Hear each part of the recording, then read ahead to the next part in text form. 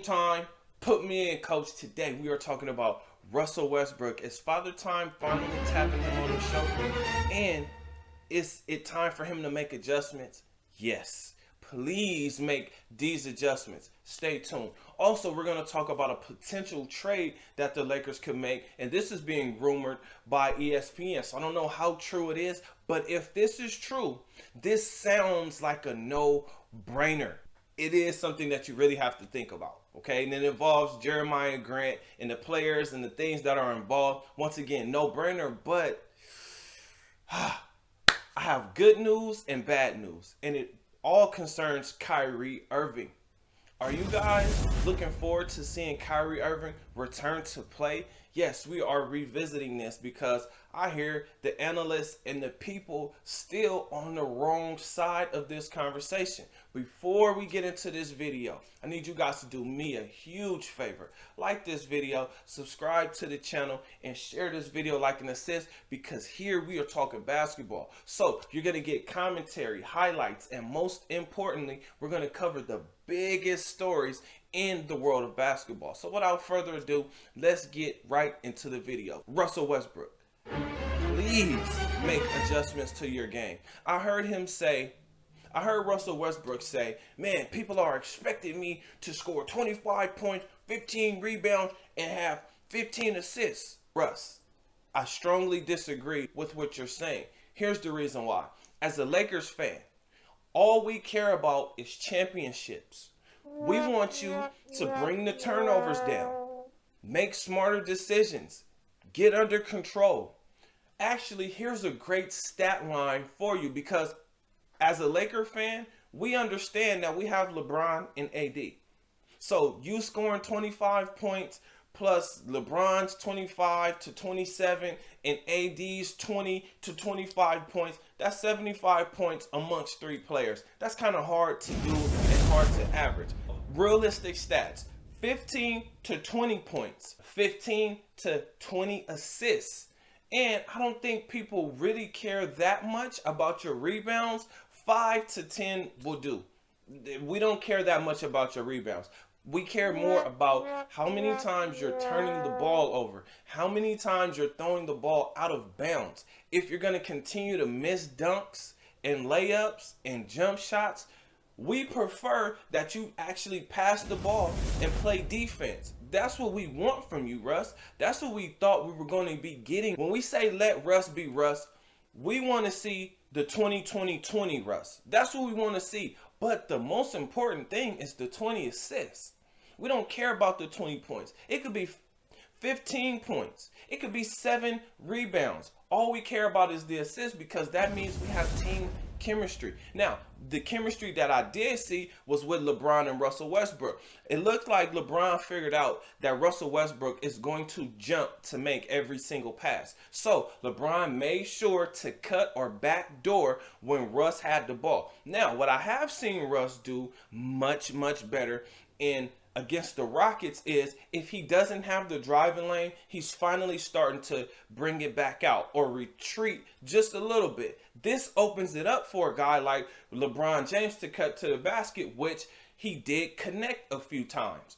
But when it comes to seeing old Russ versus the young Russ, that's two different Russell Westbrooks. The Russell Westbrook that I'm used to seeing is a guy who was spectacular, one of the most athletic point guards in NBA history. But now, and even in this game, we were able to see that there were some players that were just as athletic as Russell Westbrook is right now, but that does not explain the Russell Westbrook that we have seen.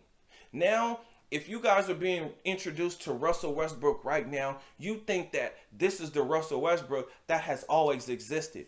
No, Russell Westbrook used to come down the lane, cock it back, and then slam it on you.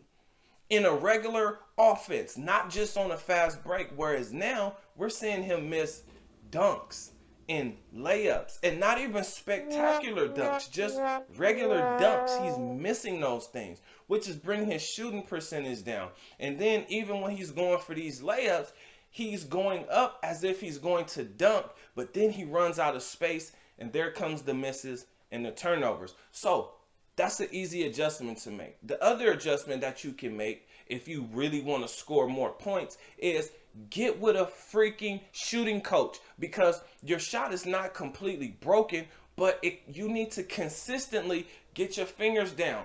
He has a weird flick and it changes throughout the game. Sometimes it's normal, fingers down. Sometimes he has a flick where it's like he's just trying to get the shot off really quick. And then what I've noticed is that him and LeBron are finally starting to click. Yes, we needed this win against the Rockets. Those young guys were spectacular. Jalen Green and the point guard, those guys are athletic, but those guys are in their prime, whereas Russell Westbrook is not. Simple adjustments to make. Stop turning the ball over so much. Get under control, which will help with your turnovers.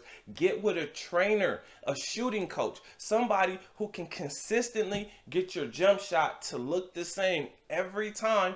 That will increase your shooting percentage and your points. Mr. Stat Guy, I love calling you Mr. Triple Double, but it doesn't matter if we're losing. The next topic, which is Jeremiah Grant being traded for the package being rumored to be offered. Taylor Horton-Tucker, Kendrick Nunn, and a first-round draft pick. No brainer. No brainer at all, because this is Jeremiah Grant. But the problem with Grant is he went to Detroit to be the man. Does he really want to come to the Lakers and be the fourth option?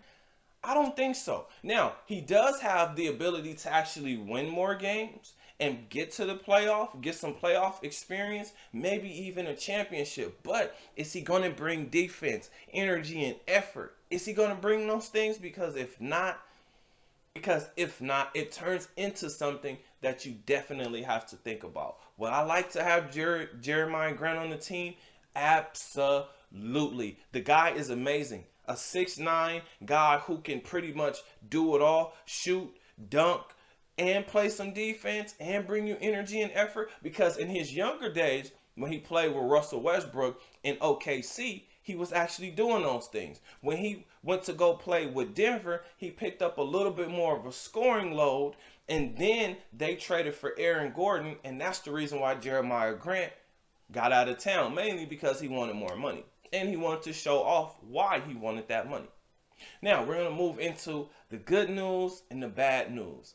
The good news is the health and safety protocols have been brought down, which shows me that some type of progress is being made. You can move away from the 10-day protocol when you have players who are vaccinated and boosted, that it seems that the virus runs through which would show that we probably don't need those, But here we go. We went from 14 days, which is 2 weeks, down to 10 days, and now we're at 5 days. That's the great news. Now, the bad news is the media is still making it sound as if the Nets bringing Kyrie back is a bad move for the Nets based on what they've said.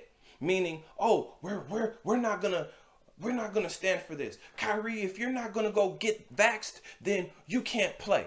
Well, here's the problem with all of the media members who feel like that. Number one, the 10-day contract thing is running rampant throughout the NBA. There's a lot of guys who are being brought back into the NBA on a 10-day contract because a lot of guys are ending up in health and safety protocols. The weird thing about that is we're around 97% vaccinated, but we're up to about 65%. 97% of NBA players have already been vaxxed. So what is the real issue here? Because 5 days, come on. 14 days was way too much. 10 days was still too much. 5 days?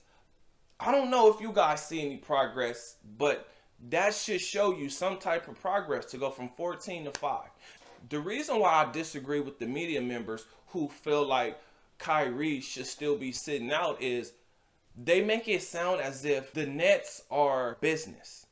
And why wouldn't they want one of their best players? If they know that they have to keep bringing in guys on 10-day contracts, where's the team chemistry in that? You don't know if a guy's going to be out or if he's not going to be out. If 97% of the NBA is already vaxxed, that means that Kyrie is the one in danger because everybody with the vax should be fine. Kyrie's the one who should be more concerned with that. But the media will have you believe something completely different. Just look at what's happening with these teams. Games are being postponed because they don't have enough players to play. Then they have to go get guys on 10-day contracts. My Lakers, we ended up getting Darren Collison. We got him back out of retirement. We got Stanley Johnson, and we got IT. Stanley Johnson is worth signing for the remainder of the season because when he plays, I see somebody at least trying on defense. With all that being said, I want to thank you guys for tuning in. Comment under this video if I left anything out or if there's a video that you guys would like for me to talk about. Also, make sure you like this video, especially if you made it this long. All right, I'll see you guys on the next one. Peace.